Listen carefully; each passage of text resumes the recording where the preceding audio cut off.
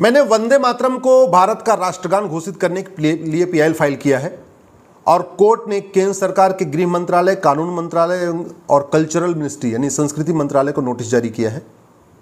4 सप्ताह का समय दिया है। अक्टूबर में इस पर फिर सुनवाई होगी। हमने मांग किया है कि वंदे मातरम को भारत का राष्ट्रगान घोषित किया जाए, क्योंकि पूरा का पूरा जो फ्रीडम मूवमेंट था, आज़ादी का आंदोलन वंदे मातरम से हुआ था। उसमें जनगण मन की कोई भूमिका नहीं थी। हमारे जितने स्वतंत्रता संग्राम सेनानी थे, जब वो रैली करते थे वंदे मातरम भारत माता की जय बोलते थे। हमारे उस समय स्कूलों में वंदे मातरम गाया जाता था।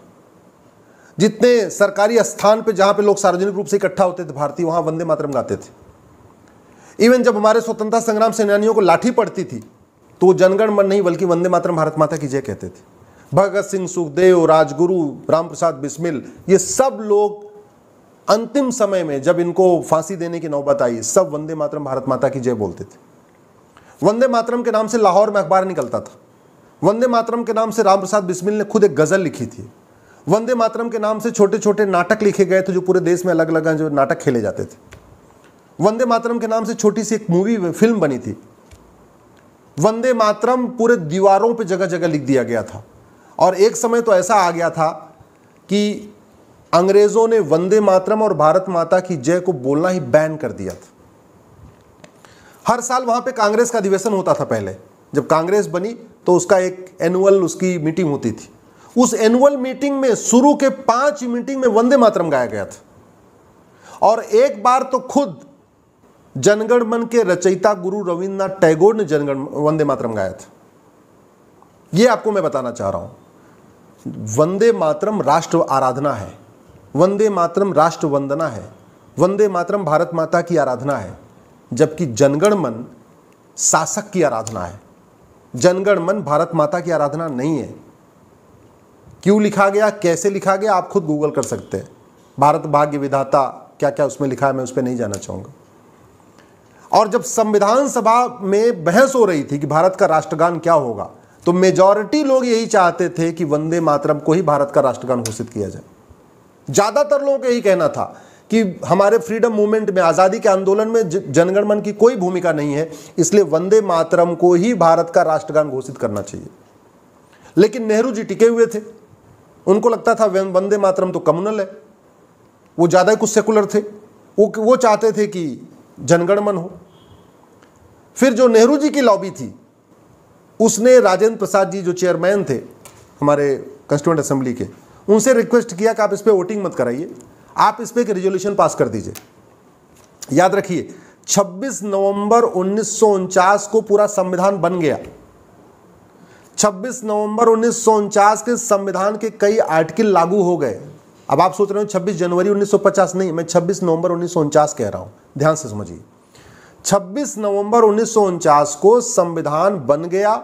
संविधान के कई प्रोविजन इफेक्ट में आ गए और संविधान में यह लिखा गया कि 26 जनवरी 1950 से, यानी लगभग 2 महीने बाद पूरा का पूरा संविधान लागू हो जाएगा। लेकिन एक चीज बचा रह गया, वो था नेशनल एंथम। पूरा संविधान बन गया 26 नवंबर 1949 को, जिसको हम आज की डेट में संविधान दिवस मनाते हैं। पूरा संविधान हमने अडॉप्ट भी कर लिया। उसमें लिख भी दिया, we the people of India have solemnly resolve to constitute India a sovereign socialist secular democratic republic. ये सब हो गया, लेकिन एक चीज बचा हुआ था कि भारत का नेशनल एंथम क्या होगा। जब वंदे मातरम के समर्थक वोटिंग पे टिक गए कि नहीं हमको वोटिंग ही चाहिए, वोटिंग चाहिए, तब नेहरू जी की लॉबी ने खेल किया। उन्होंने डॉक्टर राजेंद्र प्रसाद से कहा कि आप इस पे वोटिंग मत कराइए, आप एक काम करिए, इस पे एक रेजोल्यूशन पास कर दीजिए, एक आप स्टेटमेंट दे दीजिए, उसी से दोनों कर दीजिए। फिर 26 जनवरी 1950, जिस दिन हम रिपब्लिक डे मनाते हैं, उसके ठीक 2 दिन पहले, यानी 24 जनवरी 1950 को एक बैठक बुलाई गई। उसमें डॉक्टर राजेंद्र प्रसाद ने एक स्टेटमेंट दिया। स्टेटमेंट क्या दिया कि जनगण मन हमारा नेशनल एंथम होगा, लेकिन वंदे मातरम, जिसने आज़ादी के आंदोलन में बहुत प्रमुख भूमिका निभाई है, इसको भी समान दर्जा मिलेगा। एक समान मतलब जितना जो सम्मान जनगण को मिलेगा, वही सम्मान वंदे मातरम को मिलेगा।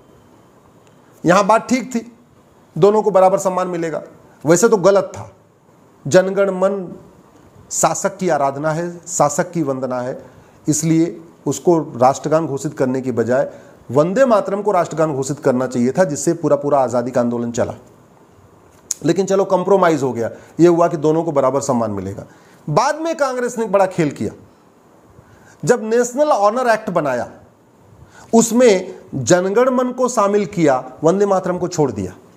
तो जनगण मन कैसे गाया जाएगा लिखा हुआ है, जनगण मन की म्यूजिक कौन सी होगी वो फिक्स हो गई, जनगण मन कितने सेकंड में गाया जाएगा उसका एक प्रोटोकॉल बन गया, जनगण मन का अपमान करने पे सजा होगी ये भी लिखा हुआ है नेशनल ऑनर एक्ट में।